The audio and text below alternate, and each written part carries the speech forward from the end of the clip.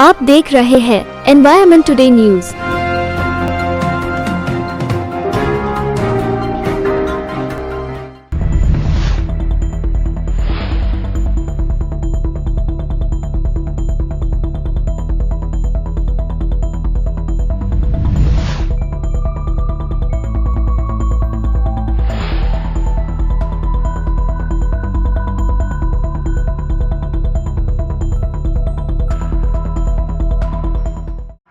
स्थापन हो चुकी है ऑलरेडी और 11 राज्य से तकरीबन 24 डेलीगेट्स आ रहे हैं यहाँ पर। और इस अधिवेशन के लिए हाईकोर्ट के जज साहब, 4 बार काउंसिलर्स, जिसके अंदर में हमारे पाटिल पांडे साहब जो चेयरमैन हैं बार काउंसिल के, बाद में हमारे आशीष देशमुख साहब जो बार काउंसिल मीडिया के सदस्य हैं, उसके बाद में एडवोकेट गौरदीप साहब बार काउंसिलर्स हैं, उसके बाद में आसिफ कुरैशी साहब वो भी बार काउंसिलर्स हैं, और साथ ही साथ यहाँ पर हाईकोर्ट, डिस्ट्रिक्ट कोर्ट तथा फैमिली कोर्ट के जो सेक्रेटरी प्रेसिडेंट हैं ये लोग भी यहाँ आ रहे हैं। और इतने बड़े पैमाने पर ये जो अधिवेशन होने जा रहा है उसके पीछे का एक ही मकसद है कि आप पत्रकार हो, आप सबको मालूम है तीनों दिन वकीलों को कोई मामले होते जा रहे हैं। अब आपको एक वंडर लगेगा कि भाई वकील लोगों को न्याय दिलाते हैं, ये किस तरह से न्याय की गुहार कर रहे हैं, ये आपके सामने एक सवाल खड़ा हुआ होगा आपके सामने। तो मित्रों मैं आपको बताना चाहूंगा, पिछले 1 साल मतलब 11 महीने से हम लोग जिस संगठन के पदाधिकारी हैं उस संगठन के बारे में बताना चाहूंगा। अखिल भारतीय संयुक्त अधिवक्ता मंच भारत महाराष्ट्र प्रदेश का मैं खुद 11 महीने से हम लोगों ने जो कार्य किए हैं वो वकीलों के हित में कार्य किए हैं। मतलब जहां जहां वकीलों पे हमले हुए हैं वहां जाकर हम लोगों ने वहां के एसपी को निवेदन दिए, वहां के पीडीजे को निवेदन दिए और वहां पे एक जागरूकता लाने का हम लोग प्रयास किए। हमारा मेन मकसद ये है कि एडवोकेट प्रोटेक्शन एक्ट यह पूरे महाराष्ट्र में लागू होना चाहिए। खासतौर से ये राजस्थान में लागू हो चुका है, तो महाराष्ट्र में क्यों नहीं? अच्छा, राजस्थान में जो लागू हुआ वहां पे जोधपुर के डिस्ट्रिक्ट कोर्ट के अंदर में एक एडवोकेट का दिन दहाड़े मर्डर हुआ, जिसका चलते वहां के वकीलों ने इतनी भयंकर यूनिटी बताया, जिसके चलते वहां के जुडिशियरी को झुकना पड़ा, वहां के ब्यूरोक्रेसी को झुकना पड़ा, वहां के पॉलिटिशियन को झुकना पड़ा। उन्होंने इतना भयंकर प्रयास किए, तब जाके राजस्थान ये पहला देश है, पहला राज्य है जहां पर एडवोकेट प्रोटेक्शन लागू हुआ है।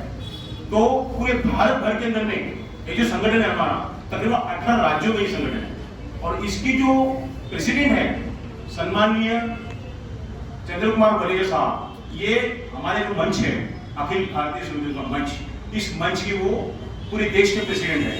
और उन्होंने अभी तक के 18 राज्यों के अंदर में इस मंच को लेके गए, यानी 16,000 से ऊपर एडवोकेट लोग इस मंच से जुड़े हैं। यानी मैं ये कहना चाहूंगा कि अभी तक की पूरे समूचे भारत देश के अंदर में इतनी बड़ी वकीलों की संगठना केवल एक में संगठन है जिसका नाम है अखिल भारतीय संयुक्त अधिवक्ता मंच भारत। ये संगठन आपको 20 राज्य में है, और अभी धीरे धीरे करते करते आने वाले 4-6 महीने के अंदर में ये पूरे जितने भी राज्य है भारत देश के अंदर में, ये सब राज्य के अंदर में ये संगठन अपने पैर फैला रही है।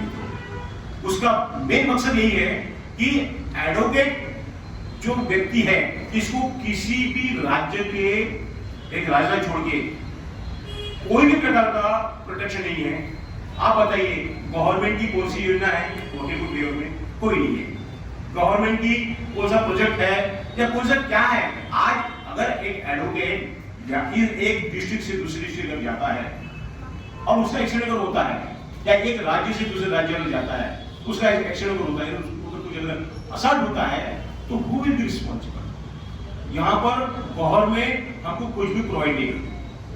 हम जितने भी वकील लोग हैं हम अपने खुद के बलबूते पे, अपने खुद के दिमाग की बेस के ऊपर हम लोग आगे बढ़ते हैं, हमारा प्रोग्रेस करते हैं। लेकिन 100 में से कुछ 5-10% ही वकील ऐसे हैं कि जो अपने पैरों में सक्षम है, पैरों में खड़े, लेकिन 90% अधिवक्ता गण यह पूरी तरह से आत्मनिर्भर नहीं है, जिन्हें बहुत ही निहायत जरूरी है गवर्नमेंट की तरफ से कुछ स्टाइपेंड बोलो या कंपनसेशन बोलो या कुछ ऐसी रियायत है गवर्नमेंट की तरफ से देना निहायत जरूरी है, क्योंकि हमारा प्रोटेक्शन, हमारा सम्मान, जैसा कि कहा जाता है advocate is officer of the court, ये कहने से नहीं होता है। आप देखिए एडवोकेट की, मैं तो ही नहीं करना चाहूंगा, लेकिन एडवोकेट के बारे में कई बैंक जो है लोन के मामले में वो जो रुख अपना थी वो स्ट्रिक्ट जनरली देते नहीं है। उसके पीछे का रीजन ये है कि उनको एडवोकेट को पता रहता कि ये बैंक कहां पे किस तरह से फंसा सकते हैं, वो लोन ऑफ इंटरेस्ट जो रहता है ना वो किस तरह से वो फंसा दे, वकीलों को सारी बातें इसकी मालूम रहता है, इसलिए जनरली वकीलों को लोन देने के लिए वो कतरा दे सारी बैंक। मेरा कहने का मतलब ये है कि जो मेन मकसद है हमारा, मेन मकसद ये है कि एडवोकेट प्रोटेक्शन एक्ट समूचे महाराष्ट्र से समूचे भारत देश के अंदर लागू होना चाहिए, जिसके तहत जो 29 तारीख का जो महासम्मेलन होने जा रहा है, जिसके अंदर तकरीबन 300 एडवोकेट लोग वहां पर इन्वॉल्व होने जा रहे हैं। तो मेन मकसद हमारा यही है कि हम दूसरों को न्याय दिलाते हैं, हम सरकार से न्याय की गुहार मांग रहे हैं, तो सरकार का दायित्व बनता है। आज एडवोकेट ऐसा घटक है कि पुराने जमाने से लेकर अभी तक के एडवोकेट का जो उत्तरदायित्व है, उसका जो असिस्टेंट है वो इतना बड़ा है कि आप किताब उठा के देख लो, आज हिस्ट्री के अंदर में कई वकीलों ने इस भारत देश को आजादी के लिए कई संघर्ष किए, कोई बहुत बड़ा योगदान है वकील घटक का बहुत बड़ा योगदान है। और हम तो ये भी डिमांड करेंगे कि अगर किसी टीचर्स का या किसी पदवीधर का एक संघ हो सकता है, उनका प्रतिनिधि चुनकर जा सकता है, तो एडवोकेट लोगों की इतनी भयंकर की संख्या है, इनका प्रतिनिधित्व चुनकर क्यों नहीं जा सकता? तो हम ये भी मांग करेंगे कि हमारे लिए भी एक सेपरेट प्रतिनिधित्व दिया जाए। हम भी गवर्नमेंट से ये मांग करेंगे। जिस दिन एडवोकेट प्रोटेक्शन एक्ट लागू हो जाएगा, उस दिन जो है हमारी भूमिका बहुत बड़े पैमाने पर होगी। खास तौर से भी मैं हमारे मित्र है एडवोकेट शर्मा साहब, जो कोर कमेटी के सदस्य भी है और इस महाराष्ट्र के सह प्रभारी भी है, और खासतौर से इस नागपुर के वो अध्यक्ष भी है।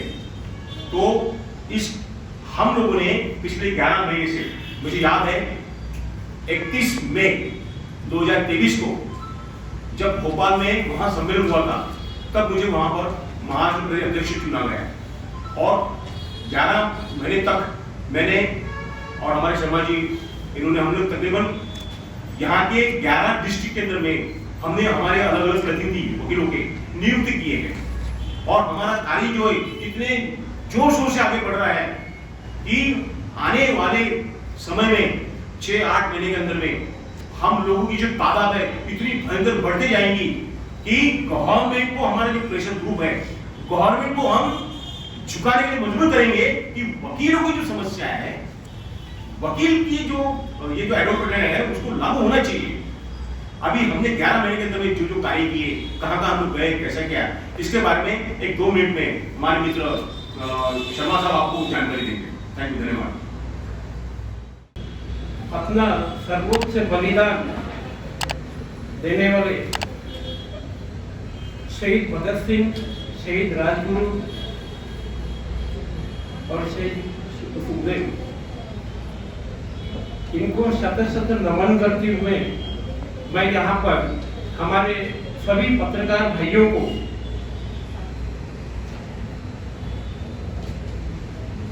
मेरा नमस्कार, मेरा प्रणाम। आज हमारी जो पत्रकार परिषद है, इस पत्रकार परिषद का जो उद्देश्य है वो उद्देश्य ये है कि 29 तारीख को आमदार निवास, नागपुर के सिविल लाइन्स आमदार निवास परिसर के हॉल में हमारा एक विदर्भ स्तरीय सम्मेलन होने जा रहा है। और अभी राउत सर ने आपको जानकारी दी है कि ये जो संगठन है, इस संगठन का जो व्याप है ये राष्ट्रीय स्तर का है, और विभिन्न राज्यों से लोग भी आने वाले हैं। अब इस संगठन की आवश्यकता क्या पड़ेगी, ये हमारे सामने में बहुत बड़ा प्रश्न है। आप लोग जानते हो कि देश की आजादी में वकीलों का बहुत बड़ा योगदान रहा है। इतना ही नहीं तो आजादी के बाद जस्टिस डिलीवर सिस्टम में भी वकीलों का बहुत बड़ा योगदान है। बिना अधिवक्ता के न्यायिक प्रक्रिया पूरी हो नहीं सकती। इतनी बड़ी समाज में अधिवक्ताओं की भूमिका है। देश आज ये कल्पना कर रहा है कि सारे देश में देश के हर नागरिक का अंतिम छोर पे बैठे हुए व्यक्ति तक न्यायदान की प्रक्रिया पहुंचे, उसे न्याय मिले। और इतनी बड़ी भूमिका यदि अधिवक्ता की है तो जायज है कि उसके सुरक्षा का प्रश्न भी होना चाहिए। अभी हमारा जो संगठन है, यह संगठन अधिवक्ताओं के हित, कल्याण, सम्मान और सुरक्षा के लिए देश में काम करता है। अब जब अधिवक्ताओं के कल्याण की बात आती है तो अधिवक्ता जब अधिवक्ता बनता है, वकील बनता है, तो वो ग्रेजुएशन पास करता है, दो ग्रेजुएशन की डिग्री लेता है।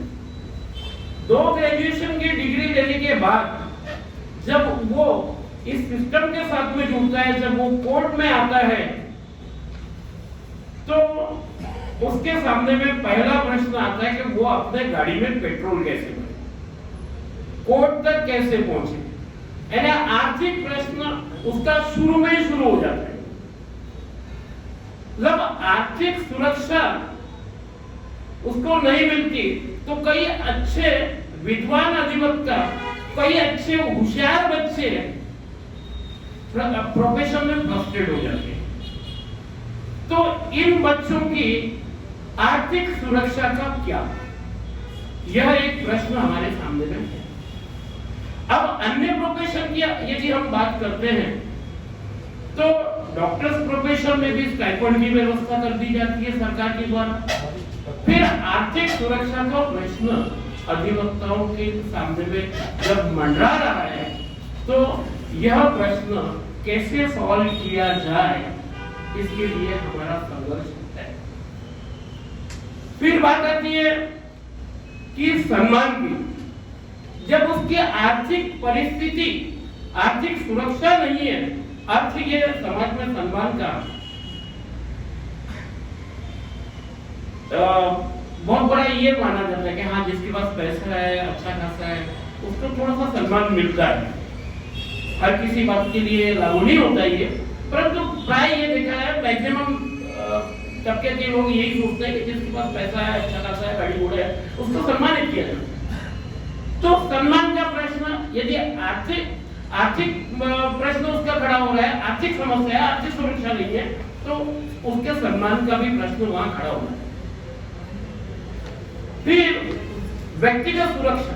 जब हम व्यक्तिगत सुरक्षा की बात करते हैं तो कोर्ट में 2 पक्ष होते हैं, एक जीतता है, एक हारता है। हारने वाला जो पक्ष है वो अक्सर वकीलों की तरफ एक अलग नजर से देखता है। अभी ये 5 मार्च की घटना है जो मैं आप लोगों से शेयर करना चाहूंगा। एक वरिष्ठ अधिवक्ता, जिनका मैं अभी नाम नहीं बता सकता हूं क्योंकि अभी पूरा मैंने उसका ये नहीं किया हूं,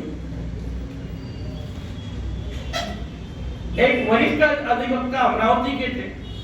उन्होंने इसका मोटर एक्सीडेंट क्लेम ट्रिब्यूनल की केस करी।